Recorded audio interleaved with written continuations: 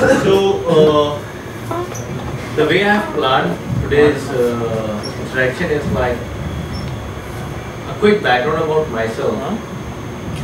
If you don't know about me, I hope you know about me. And then I'd like to cover your area of interest, that's the global ventures, followed by a Q&A. And any specific query which we cannot address it or take it here, we can take it offline, or email or phone. Great. So let me ask, how many of you are having ideas to execute some point of time in your life as a venture? 5? Okay. 6? Anyone else? 6 of you. And how many of you are thinking of some ideas and still not able to conclude with the ideas? 3, 4, 5, 6, 7, 8. So that makes we are having 13 odd, approximately 13 odd budding entrepreneur minds sitting in this room. How about the rest of them? Okay. So a quick background about myself. I'm Vikram Upadhyaya, and I'm an angel investor. Other than my day job, that is consulting M&A advisory business between India and Japan cross-border, which I've been doing for the last 14-15 years. I live in Gurgaon, happily married, 2 kids, beautiful wife, and I love to mentor young budding entrepreneurs like you. I started my career way back in the mid-90s when I was studying in a university called Devi Alya University, doing a master's in law, and then graduated from University of Tokyo. Worked for a Japanese company called Entity Data. I worked for their R&D division, Innovation Lab, for 6 months, full a year, and then started my first venture in the foreign land with no language capability, no funds in my wallet, and no friends, no family, just an idea. And that was in 1999, October. And the idea was to do something in a country like Japan, taking that as a challenge, with no financial support, no family, friend, funds. That was the only idea. Very vague at that point. People used to laugh at me. So what I did is quickly grabbed an opportunity that was Y2K, and the opportunity was not Y2K actually. The opportunity was a Japanese company looking for a Y2K solution by Indians who can fix their American system based out of Indonesia at a Chinese price. That was the opportunity. So I thought, okay, let me try it. So how to go about it? I quickly identified. At that point, I was very poor in searching because Google was not there in my mind. It was evolving at that point. So ask.com could not give me the answers how to set up a company in Japan in English. InfoSeek was the search engine there, all in Japanese. So the first thing I did was like try to find a senior guy in my university who said in a broken English, find a mentor. I said, what is that? He said, in Hindi we call it guru. So he stayed in India, that's why he used that word guru. So I quickly identified someone around me and I found a mentor, and then I asked him how to go about it with this opportunity. So he helped me in listing down how to tap this opportunity. He said you should have first a company, you should have a business plan, you should have the differentiator, you should have a value prop, you have to have a team in place, all the plan, everything should be there, and then pitch to the potential companies in Japan. I said, come on, you're asking me to do so many things and the time is clicking. It's like October 1999, I have to get a project and fix it before December. He said, well, that's how you have to go about it. Now you have to figure it out by your own. And then that required a lot of capital, experience, everything. So I quickly identified something through friends, in my class, through their family, through my classmates. They were Japanese, but their parents were global. Helped me to fund me a little bit. I borrowed a company, the name of the company, to get the project, because you need a company name in Japan and you need a bank account and all those things. So I got all those things through their help. To a Japanese friend I created in a period of 3 weeks only, by offering him some good delicious Indian curries at my cost. So I backed the first project from United Nations, funded by United Nations for Japanese companies to fix their Y2K problem. That was a small project. 60 odd engineers were required at a Chinese cost, Indian brain, fixing a Y2K solution to the American bank systems owned by Japanese companies. Very complex. And they were supposed to work in Indonesia, by the way. So it took me like 6 odd months to find out from where to source, how to source, all this stuff happened.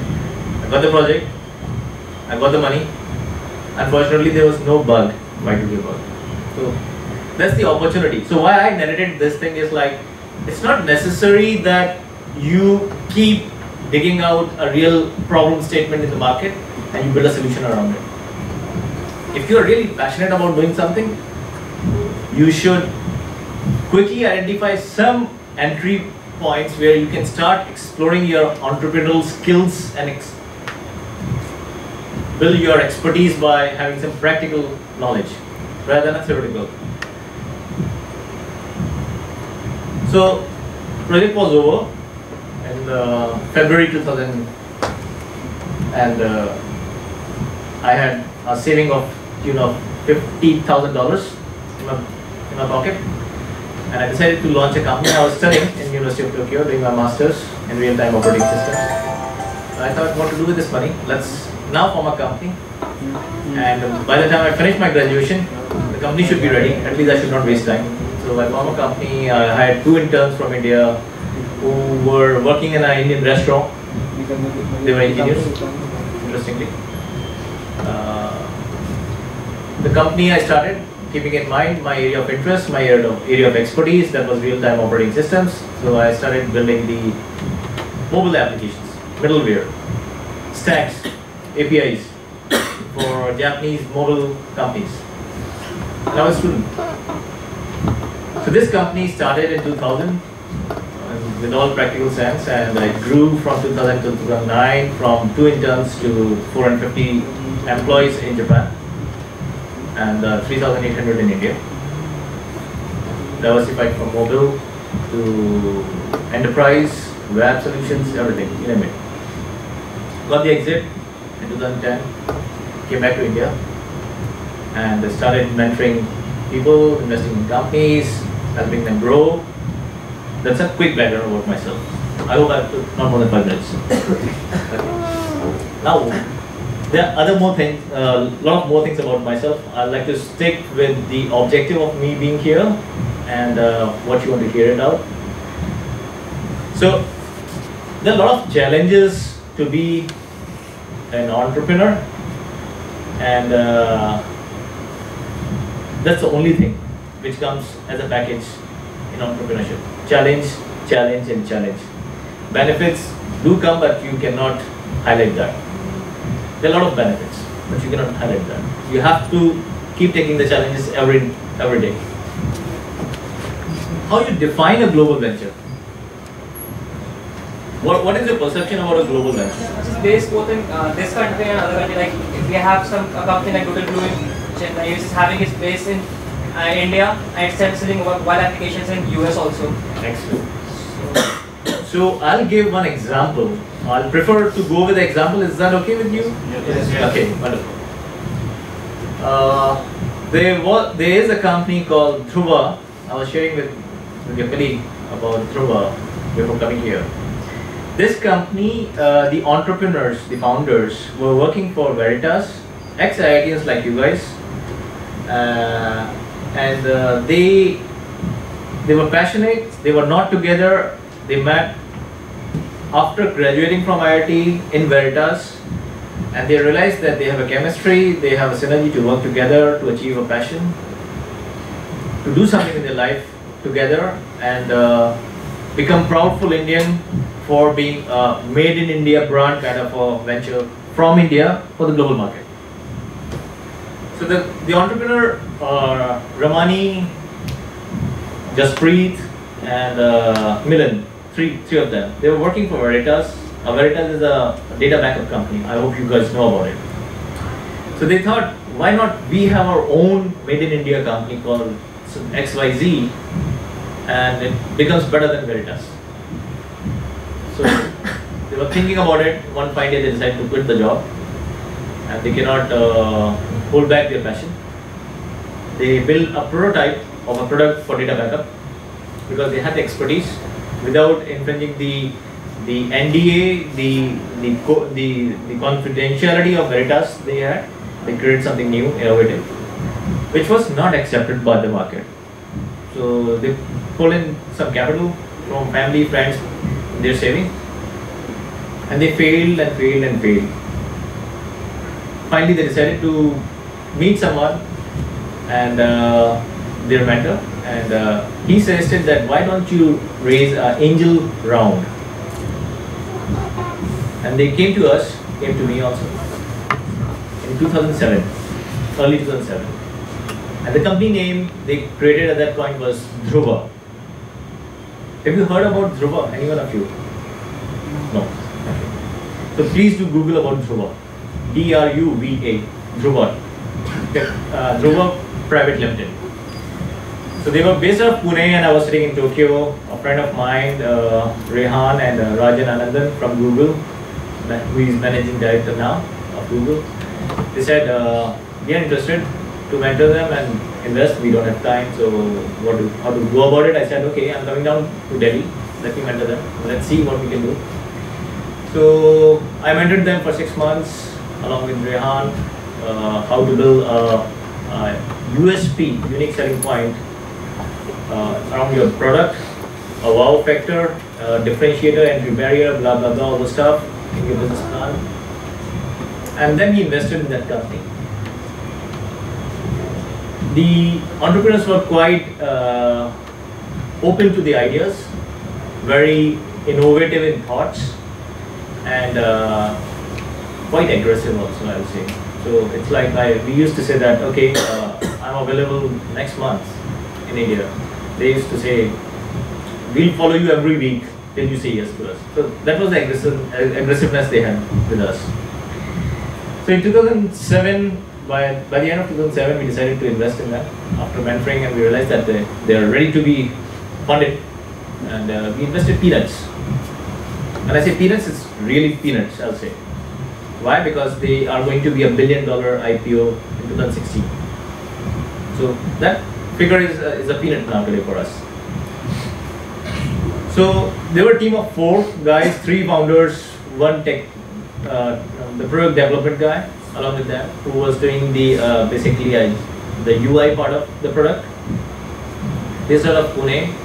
After our funding, they had very limited capital to have a rented space in a very small office setup, shared over a laptop only. So they used to work in the office, take the laptop back home, and used to work. That was the situation, and they built the product by 2008, and they got the first client in 2008, July or May 2008, and that was the turning point for them.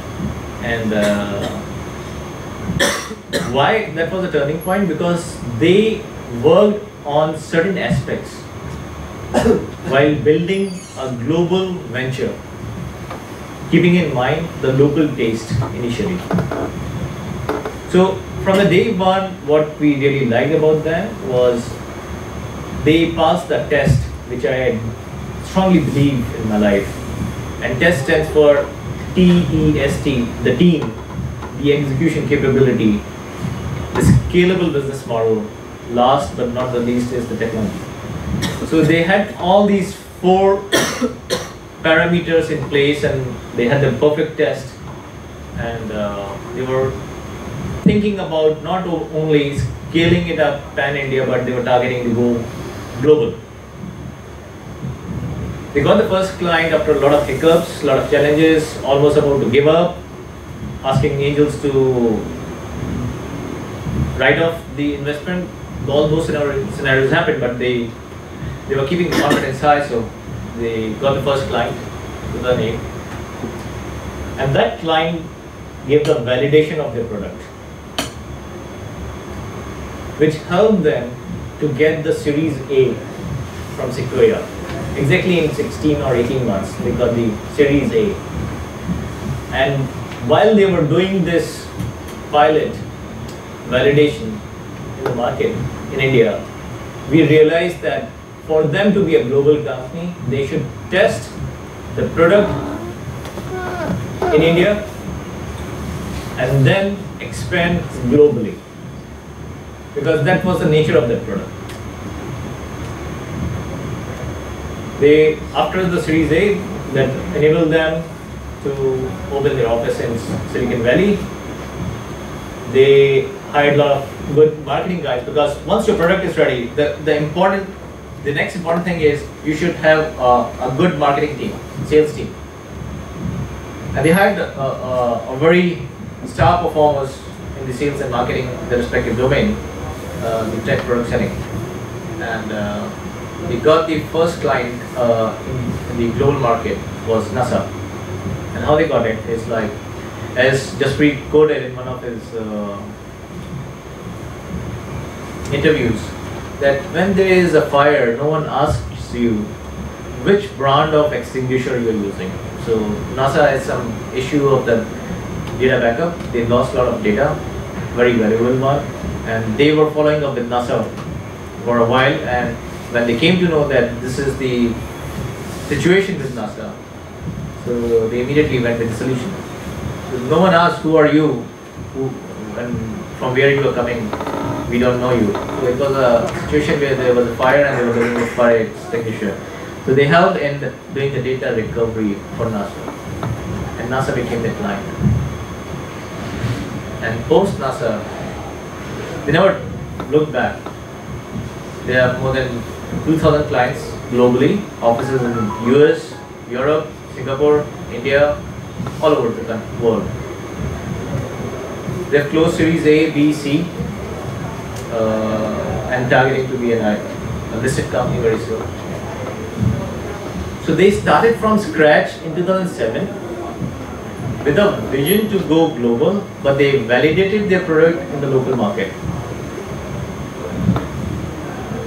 So the first important message here is, when you talk about global venture, you have to think about a product which you can validate in the Indian market, because India is one of the toughest markets to validate and the easiest one to get the dividends. So build a product, build a service. I'll prefer and recommend always to build a product, not a service. Service should be around a product, a tangible, innovative product should be there. Because in test, the last T is the T, the technology. So build an innovative product using technology, wrap it with a very innovative, localized services, get some good clients for validation, and then go for funding from those investors who understand global perspective. So the second important point is, once you build a product, test it in the local market, you should keep a watch, keep yourself visible in the radar of the VCs who are investing for the global ventures. The third important thing is, while you're doing the visibility, you have to have a strong business plan also, because VCs, they make sure that you are not only good in innovation, you are very good in taking it to the market also. You should be good salesman also. So the core team of the founders should have the mix of innovation capabilities as well as the sales capability.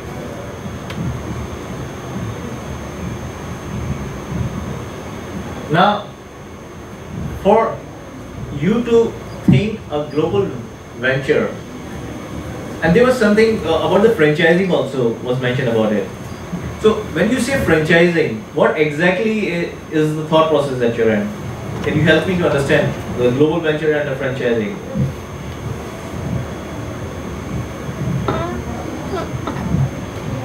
Is it two different subjects to be touched upon, or it's the same, the global venture which you can do the franchising?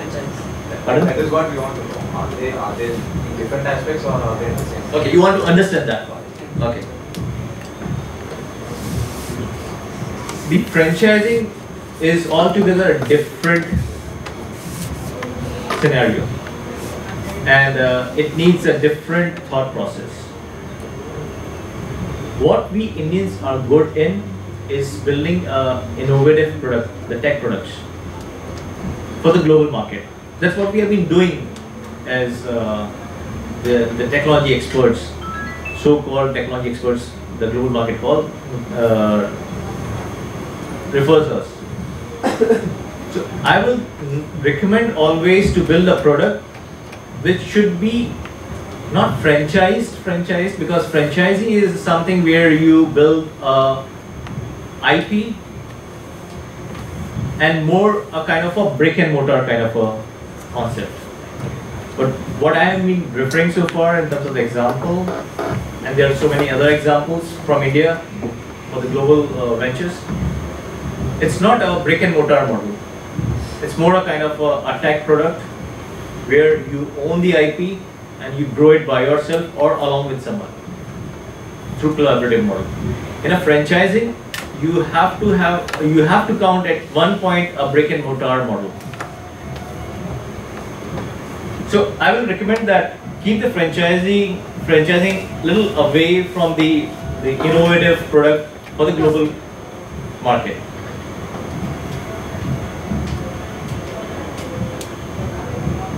There's another reason why I am recommending this.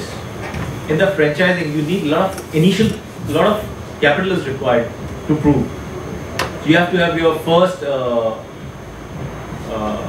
showcasing to be there, with the customers are there, they are using it. There's a stickiness of the customers with your first showroom or whatever you call it as a showcase. And you have to do a lot of marketing around that. Hence, you need a lot of capital. And it has a long gestation period to prove it. So that's why I'm saying that keep the two things aside. But if you have interest for the franchising, then definitely you can explore those areas, but in a different way, where you need not to do the innovation from India. A global venture where you need not to innovate products in the consumer space or the life science or anything. You can aggregate the existing products, build a go-to-market packaged platform, and then you can build a franchising model out of that.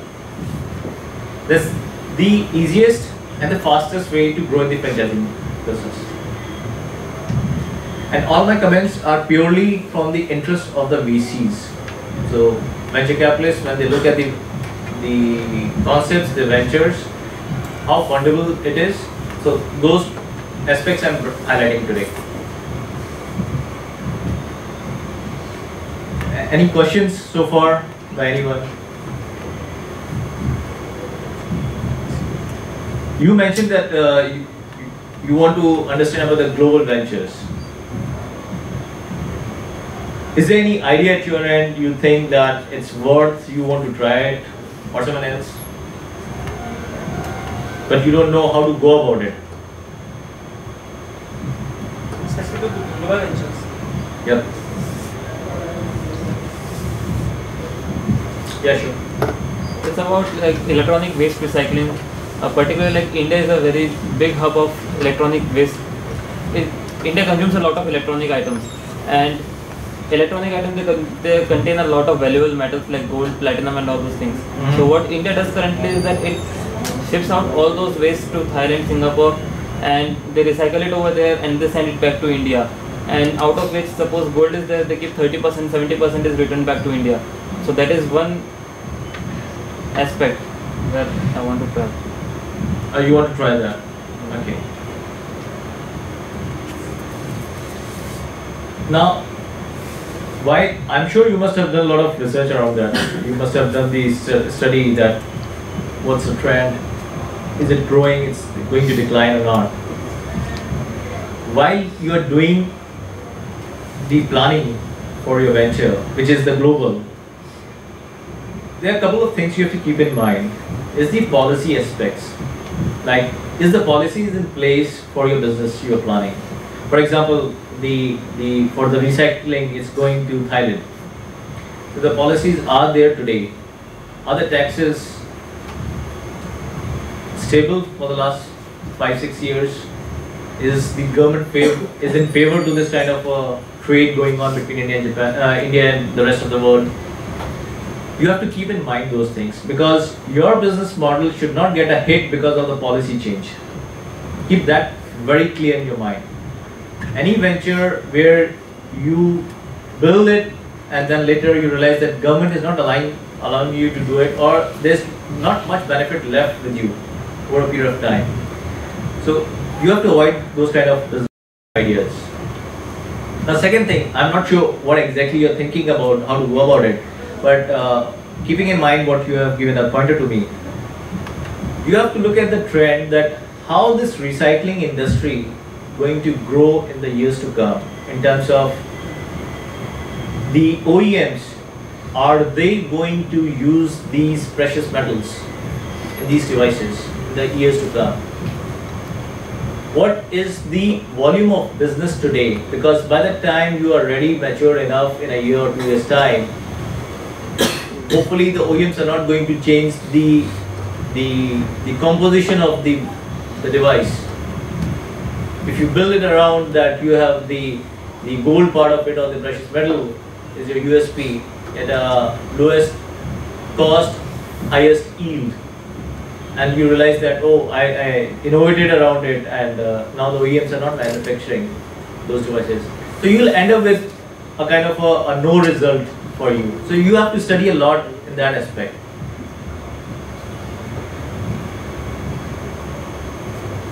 The other aspect is how you can diversify quickly once you reach to a certain level. Let's say, what's your good name? Praveen.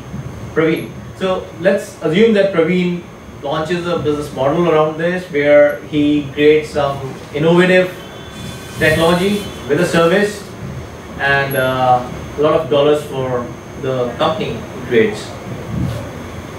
Now, how much you can diversify in that area, within that area? You have to look that aspect also. So today you innovated something about a technology which can give a higher yield at a lowest cost in terms of extracting the precious metal out of it or recycling the stuff. Can you diversify? Can you build a technology for bringing handsets? Let me take very specific, the mobile handsets for recycling. Can you bring a technology where you can make refurbished handsets using a technology at throwaway price? Or can you create a product out of the recycled material which will make environmental friendly product? So you have to think about the diversification over a period of time with your business model. Whatever you have created today, you can diversify so that you can scale it up. You can keep growing with the innovation around that. It should not be like that you start something and then you don't have a diversification options with you.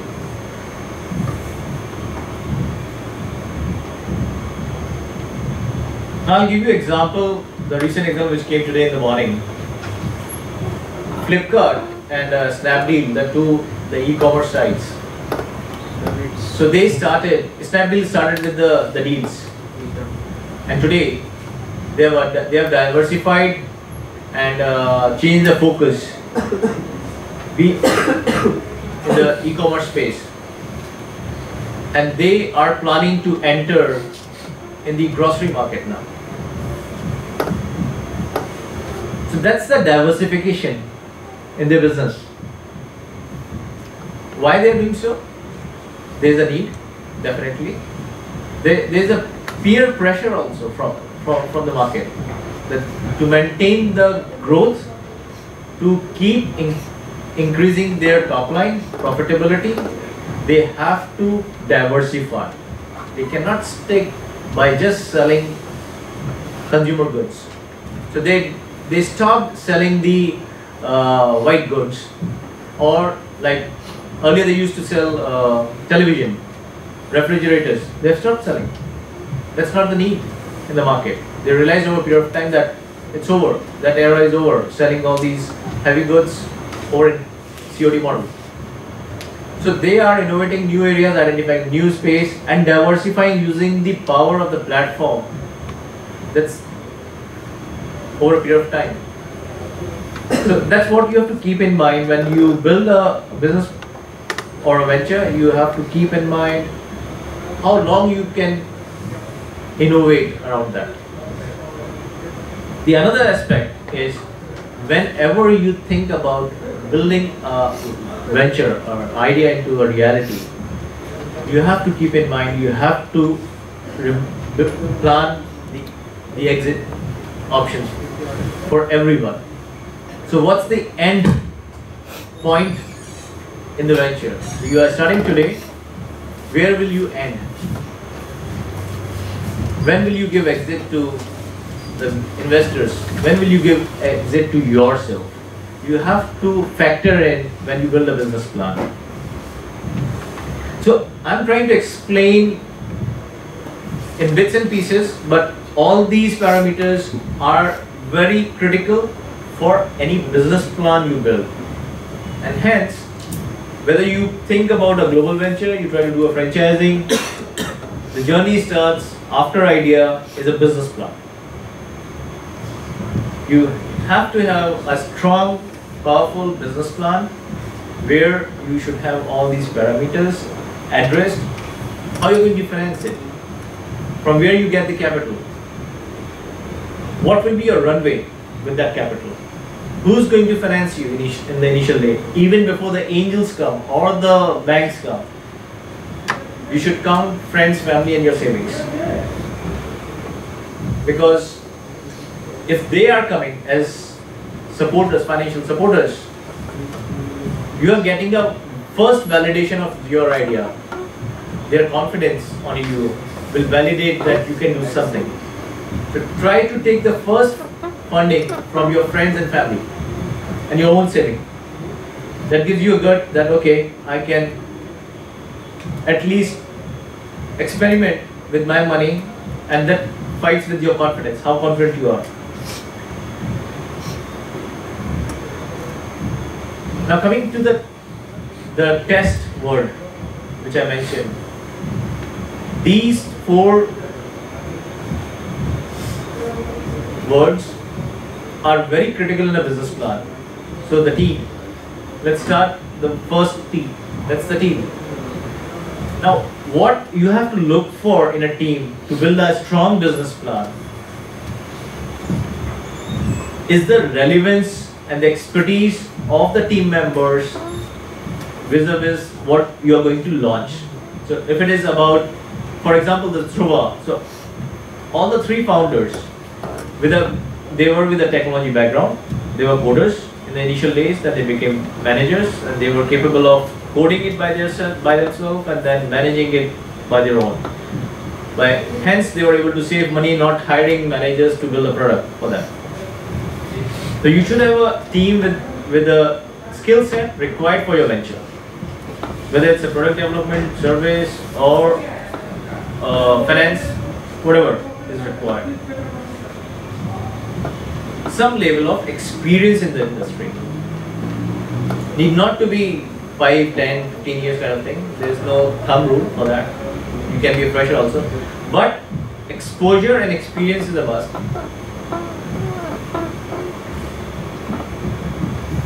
Now you must be thinking, we are studying, that does that mean that we cannot start a venture? No, it's not that. I'm saying experience in the sense that if you are planning to have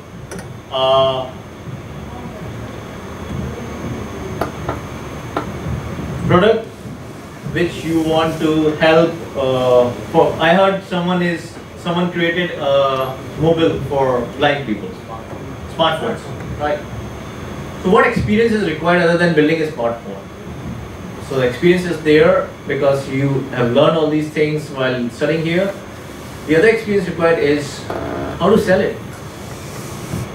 So you need not to go and get a job and learn how to do the sales.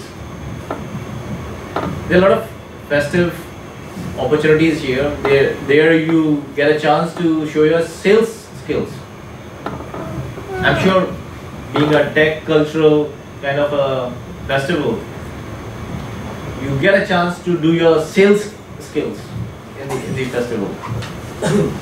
To build that during your academic period, hence you build expertise while you're studying.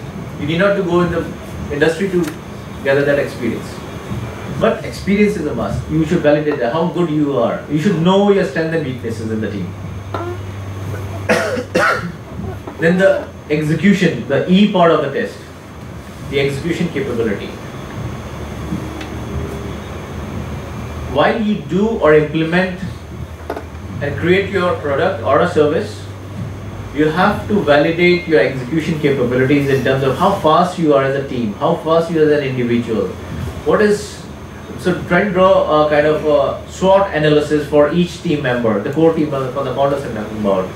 The strength, weakness, opportunities and threats among 2 of you, 3 of you, 4 of you, but don't try to have 4, 5 of you in one venture, because too many cooks spoil the broth, right?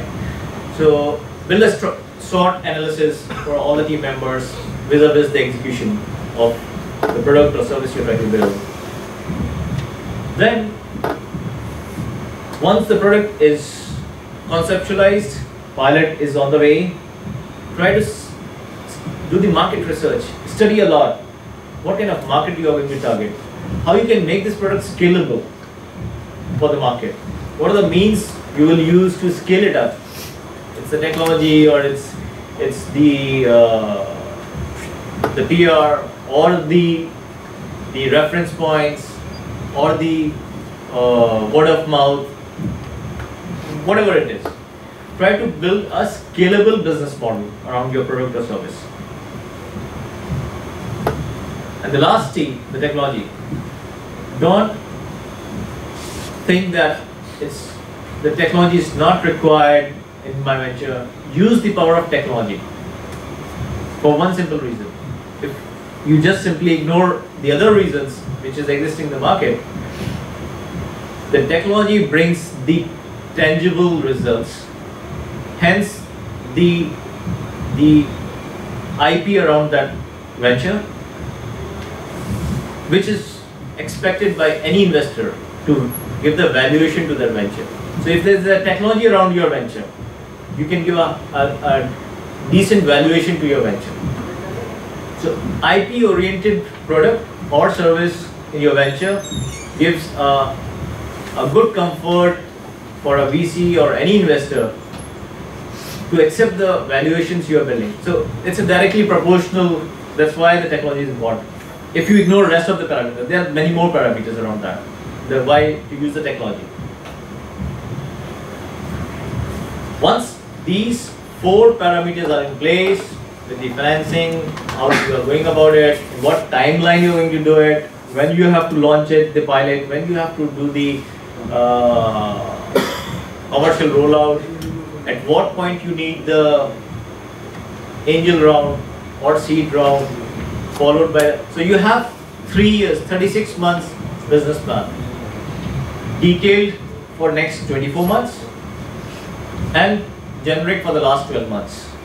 so that you have a clarity that what is the runway required for the next 6 months, next 12 months, henceforth.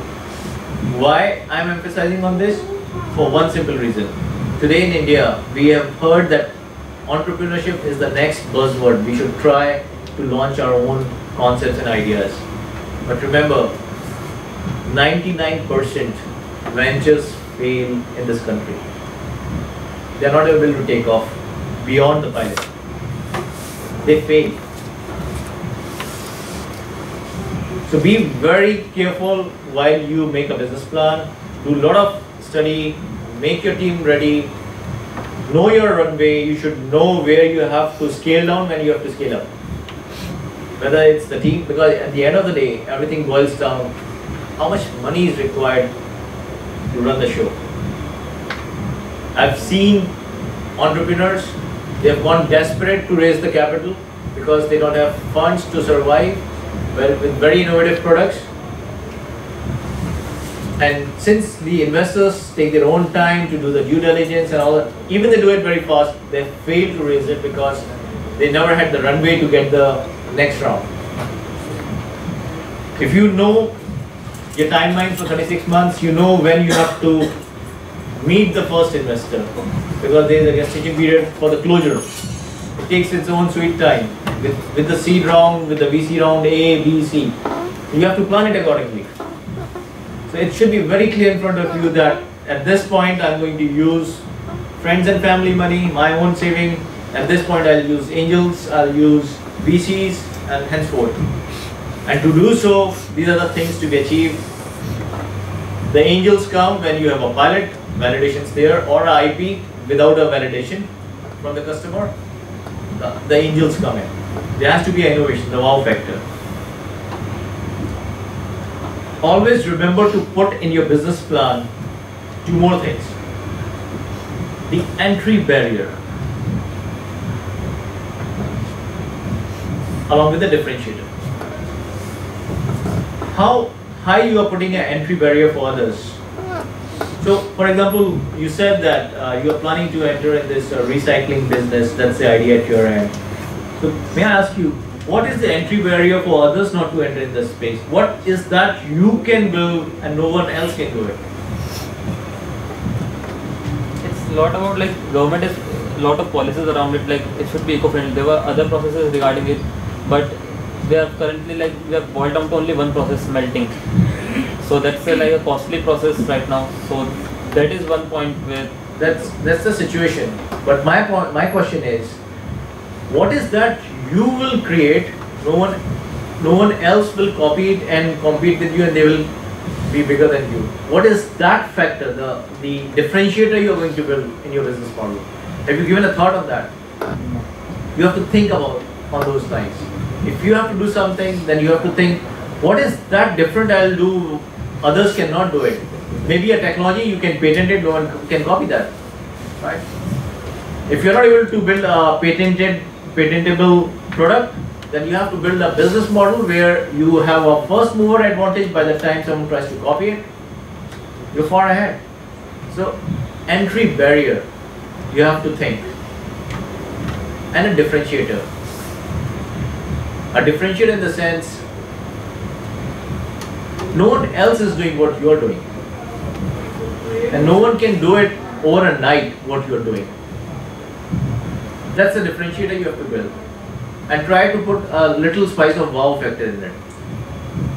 So if someone says, okay, this is something interesting, and hence, wow, I've never seen it before. So I'll give you an example. I forgot to bring that innovative product. So it's a small battery pack.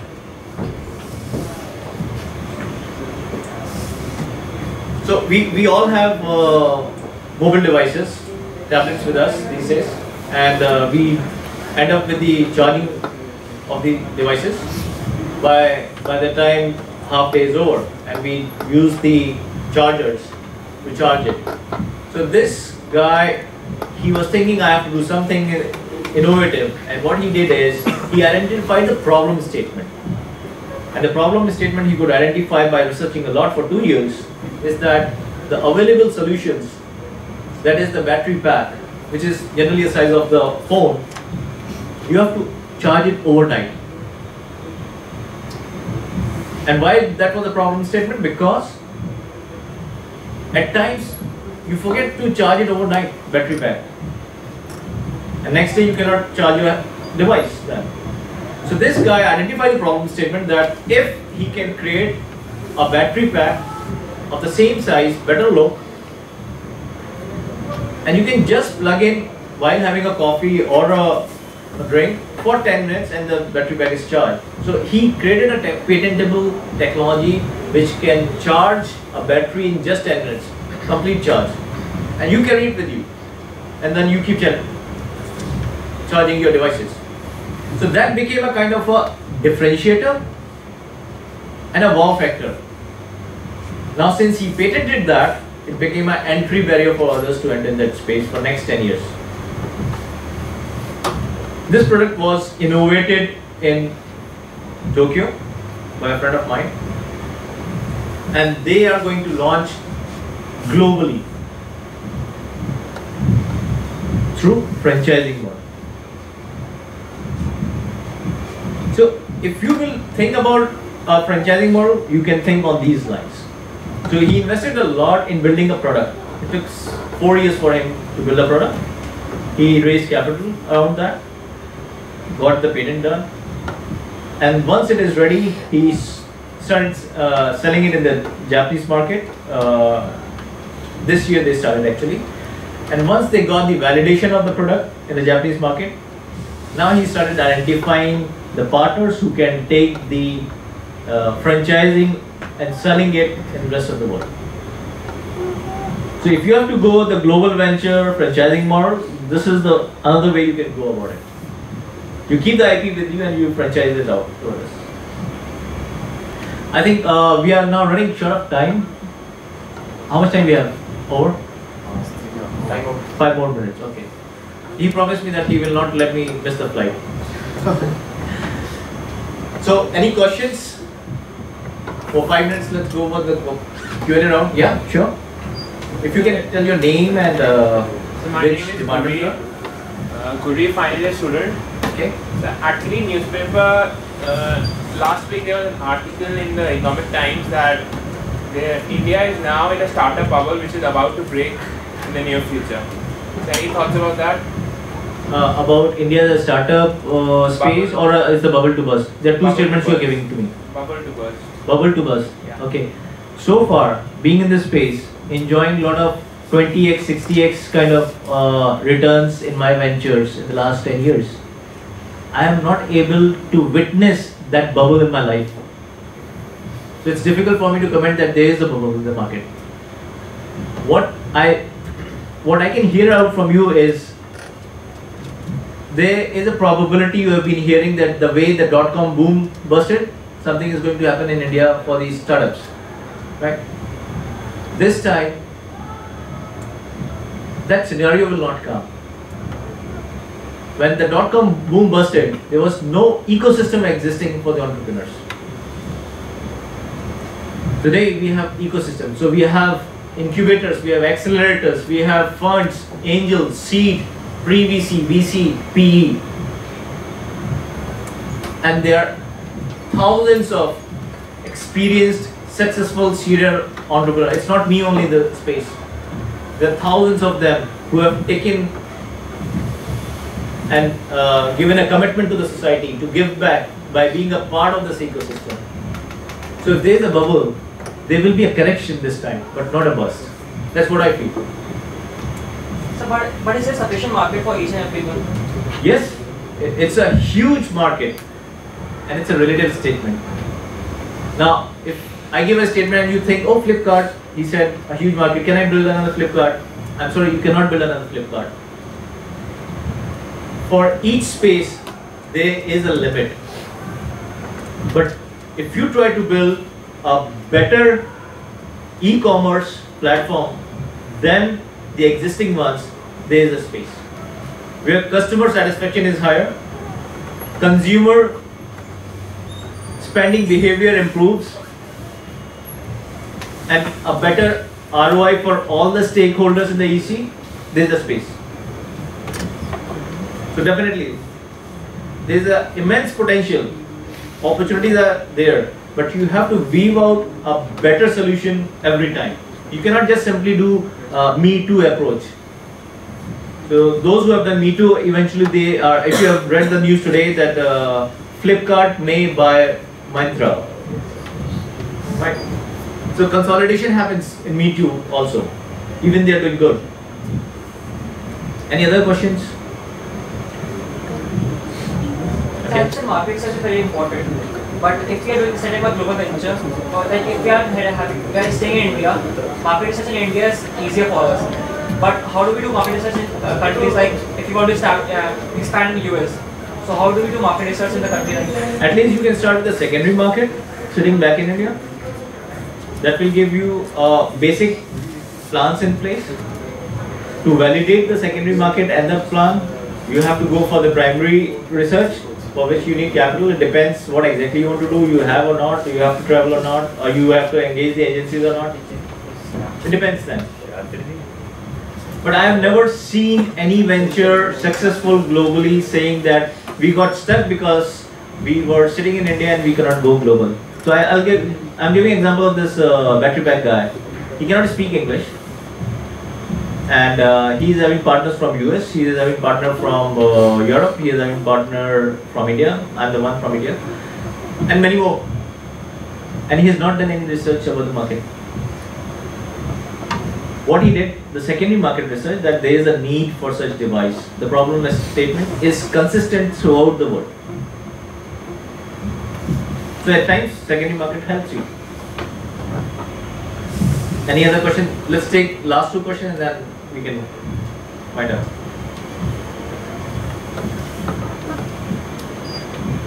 Yeah?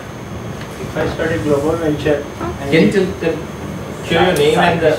Sai Krishna, Okay, which year you are? third year. Okay. If I started global venture, if it is successful in India but it is not successful in any other country or some other market, should I continue the same thing in as a global venture or should I come to business? See, in any venture, whether it's a global or a local, you have to keep revisiting the business model. Every quarter, half yearly, annually, and so that's the frequency set. Are you able to achieve your milestones which you have set for your global venture? Keep continuing with that. If you are not able to achieve, try for another round. If you are failing again and again, then you have to revisit your model either for the global or you have to take a call. You cannot burn yourself further by trying it out in the global. You can stick with the local then, if local is performing well. Right, so make my trip. Another example, Deep Kalra. He started local, started thinking global. He listed in NASDAQ, thought he will grow bigger in global market, lesser in India. What happened finally? He's a king in the local market with a little footprint in the global space. So why not every local venture is not going for global? Why not then? Maybe market is too big, keeps you engaged for long, and you are happy by the time you try to grow beyond India. You feel that I have done enough, right? But there are examples, those who have gone global also.